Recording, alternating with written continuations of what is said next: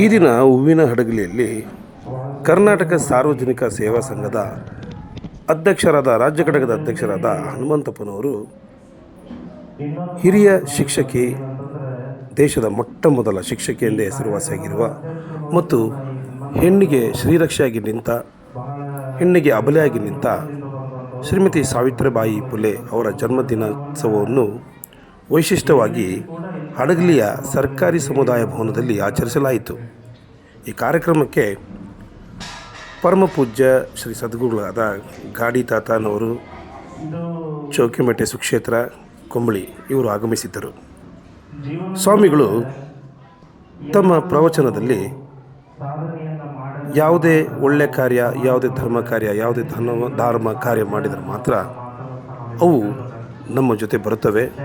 ನೀವು ಸಂಪಾದಿಸಿದ ಹಣವಾಗಲಿ, ಆಸ್ತಿಗಳಾಗಲಿ, ವಜ್ರ ವೈಢೂರ್ಯವಾಗಲಿ ಯಾವು ನಿಮ್ಮ ಜೊತೆಗೆ ಬರುವುದಿಲ್ಲ ಎಂಬ ಪ್ರವಚನವನ್ನು ಕಥೆಯ ಮೂಲಕ ಅಲ್ಲಿದ್ದ ಸಾರ್ವಜನಿಕರಿಗೆ ಮತ್ತು ಮಕ್ಕಳಿಗೆ ತಿಳಿಸಿದರು. ಸುಮಾರು 50-60 ವರ್ಷ ಆಗಿತ್ತು. ಅಂತ ಒಬ್ಬ ಮನುಷ್ಯ ಕನಸು ಬಿದ್ದಿತ್ತು. ಆ ಕನಸಿನೊಳಗೆ ಯಮ ಬಂದು ಹೇಳಿದ, ಏನಂತ ಇವತ್ತಿಗೆ ನಿನ್ನ ಈ ಭೂಮಿ ಮೇಲೆ ಇರುವಂತ ಋಣ ತೀರ್ಸಪ್ಪ, ಮತ್ತು ನಾಳೆ ನಿನ್ನ 12 ಗಂಟೆಗೆ ನಾನು ಕರ್ಕೊಂಡು ಹೋಗಕ್ಕೆ ಬರಾಕತ್ತೀನಿ, ಮತ್ತು ನನಗೆ ರೆಡಿ ಆಗಿರು ಅನ್ನೋ ಒಂದು ಕನಸು ಬಿದ್ದುಬಿಡ್ತ. ಅವನ ಆಶ್ಚರ್ಯ. ಆಮೇಲೆ ಅವನ ಕನಸು ಬಿದ್ದರೆ ನಡೀತೈತಿ ಅನ್ನುವಂಥ ನಂಬಿಕೆ ಇತ್ತು. ಅದಕ್ಕೆ ಅವ ಭಯ ಭೀತಿಯಾಗಿ ಮುಂಜಾನೆ 6 ಗಂಟೆಗೆ ಎದ್ದು ಜಳಕ ಮಾಡಿ, ನಾನು ಬೆಳಿಗ್ಗೆ 12 ಗಂಟೆಗೆ ನಾನು ಕರ್ಕೊಂಡು ಹೋಗಕ್ಕೆ ಯಮ ಬರಾಕತ್ತಾನ ಅಂತಂದ್ರೆ ನಾನು ಒಬ್ಬನ ಹೋಗಕ್ಕೆ ನನ್ ಭಯ ಬರಾಕತ್ತೈತಿ, ಮತ್ತು ನನ್ನ ಮೂಡ್ ಯಾರ ಬರ್ತಾರಲ್ಲ ಹೆಂಗ ಅಂತ ತಿಳ್ಕೊಂಡು ನನ್ನ 3 ಮಂದಿ ಗೆಳೆಯರದಾರ, ಅವ್ರು ನನಗೆ ಹೋಗಿ ಕೇಳಿದ್ರಾತು ಅಂತ ಹೇಳಿ ಹೋಗಿ ಒಂದೇ ಗೆಳೆಯನ್ ಕೇಳ್ತಾನ. ಏನ್ ಕೇಳ್ತಾನ ಅಂತಂದ್ರೆ, ಮತ್ತು ಹಿಂಗಪ್ಪ ನಿನ್ ರಾತ್ರಿ ನಾನು 12 ಗಂಟೆಗೆ ಒಂದು ಕನಸು ಬಿದ್ದಿತ್ತು, ಮತ್ತು ನಾಳೆ ಬೆಳಿಗ್ಗೆ 12 ಗಂಟೆಗೆ ನೀನು ಕರ್ಕೊಂಡು ಹೋಗಕ್ಕೆ ಬರಕತ್ತೀನಿ ಅಂತ ಯಮ ನನಗೆ ಗೆಳೆಯನ, ಮತ್ತು ತಾವ ಯಮ ಬಂದಿದ್ದ ಕರೆ ಆದ್ರೆ ನನ್ನ 3 ಬರಕ್ಕೆ ರೆಡಿ ಅದೇನ ಅಂತೇಳಿ ಒಂದೇ ಗೆಳೆಯ ಅಂತ ಕೇಳಿದ.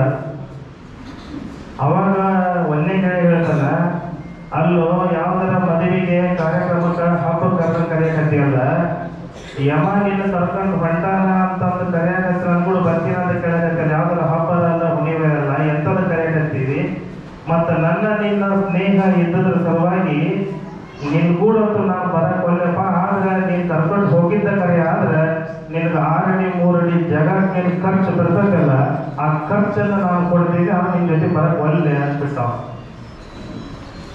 ಬಹಳ ಬೇಜಾರಾತವಂಗ. ಮತ್ತು ಅದ ಒಂದು ಬೇಜಾರೊಳಗ ಮತ್ತೆ 2ನೇ ಗೆಳೆಯನ ಹತ್ರ ಹೋದ. 2ನೇ ಗೆಳೆಯನ ಹತ್ರ ಹೋಗಿ ಅದ ವಿಷಯನ ಪ್ರಸ್ತಾಪ ಮಾಡಿದ. ಅಲ್ಲಪ್ಪ ಮತ್ತೆ ಹೀಗಾಗೈತಿ, ನಿನ್ನೆ ರಾತ್ರಿ 12 ಗಂಟೆಗೆ ಒಂದು ಕನಸು ಬಿದ್ದೈತಿ, ಆ ಕನಸಿನೊಳಗೆ ಯಮ ಬಂದು ಇವತ್ತು 12 ಗಂಟೆಗೆ ತಗೊಂಡು ಹೋಗ್ತೀನಿ ಅಂತ ಹೇಳಿ, ಮತ್ತು ನೀನಾದ್ರೆ ನನ್ನ ಕೂಡ ಬರೋದೇನ ಹೆಂಗ ಅಂತ ಕೇಳಿದ. ಅವ ಹೇಳಿದ, ನನ್ನ ನಿನ್ನ ಈ ಸಂಬಂಧದೊಳಗೆ ನನ್ನ ಈ ಸ್ನೇಹ ಸಂಬಂಧ ಏನೈತಲ್ಲ, ಈ ಸಂಬಂಧಕ್ಕೆ ಒಂದು ಬೆಲೆ ಬರಬೇಕು ಅನ್ನೋಂಗಿದ್ರೆ ನಿನ್ ಜೊತೆ ನಾನು ಬರಕ್ ತಯಾರಿಲ್ಲ, ಆದ್ರೆ ನೀನ್ ಕರ್ಕೊಂಡು ಹೋಗಿದ್ದ ಕರೆ ಆದ್ರೆ ನಿನ್ನ ಕುಣಿವರೆಗೂ ನಾ ಬರಬಲ್ಲೆ, ಬಿಟ್ರೆ ನಿನ್ ಜೊತೆ ನಾ ಬರಕ್ ತಯಾರಿಲ್ಲ ಅನ್ನೋದು. ಅವ್ ಮತ್ತು ನೋವು ಅದೇ ರೀತಿ ಒಳ್ಳೆ ಕಾರ್ಯಕ್ರಮಕ್ಕೆ ಆಗಮಿಸಿದ್ದ ಹಿರಿಯ ಪತ್ರಕರ್ತರಿಗೆ ಹಾಗೂ ಹಿರಿಯ ಗಣ್ಯರಿಗೆ ಕಾರ್ಯಕ್ರಮದಲ್ಲಿ ಸನ್ಮಾನಿಸಲಾಯಿತು.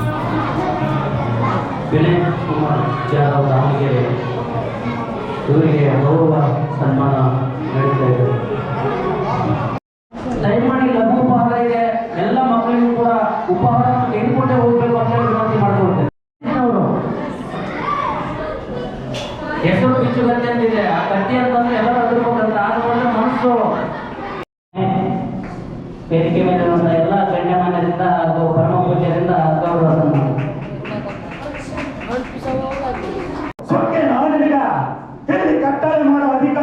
ಕಾರ್ಯಕ್ರಮದಲ್ಲಿ ದಾವಣಗೆರೆಯ ಕಲಾವಿದ ಬಸಣ್ಣನವರು 2 ಪಾತ್ರಗಳಲ್ಲಿ ತಮ್ಮ ಪ್ರತಿಭೆಯನ್ನು ಅಭಿನಯದ ಮೂಲಕ ಪ್ರದರ್ಶನ ನೀಡಿದರು. ಬಾಯಿಗೆ ಬಂದಂತೆ ಬಗಳುವ ಈ ಕೆಂಪು ಕೊಟ್ಟಿದ್ದರಿಂದ ಹತ್ತಿರ ಕರೆದಾಗ್ತೀನಿ. ಏನ್ ಮಾಮಲೆದಾರ, ನ್ಯಾಯ ಅನ್ಯಾಯ ಸರಿಯಾಗಿ ವಿಚಾರ ಮಾಡ್ದ ಆ ಲಂಡು ಬಾಳಿನ ಮಾತು ಕೇಳಿ ವಂಚವಾಗಿ ಸಂಚು ಮಾಡಿ ಮೋಸದಿಂದ ನಮ್ಮನ್ನು ಜೈಲಿಗೆ ಕಳಿಸಿದ ನಿನಗ ದಬ್ಬಾಳಿಗೆ ನಡೆಸಿದ ಈ ನಿನ್ನ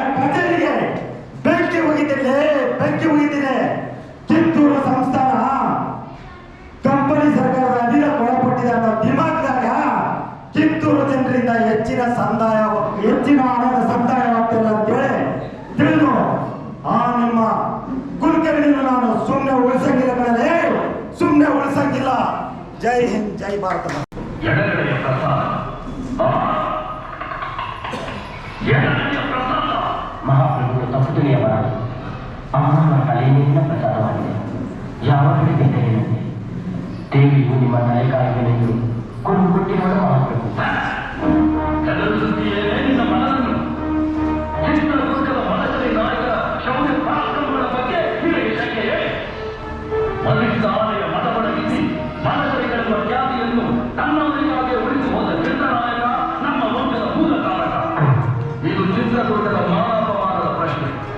ಇಂದು ಚಿಮ್ಮೂರಾಜರಿಗೆ ಬಂದೊದಗಿರುವ ಜೇಡನ್ನು ಬೇರೆ ಸಹಿತ ಕಿತ್ತೊಗೆಯುವುದರಲ್ಲಿ ಈ ನಾಯಕರ ತಲೆ ಹೋದರೂ ಸರಿ.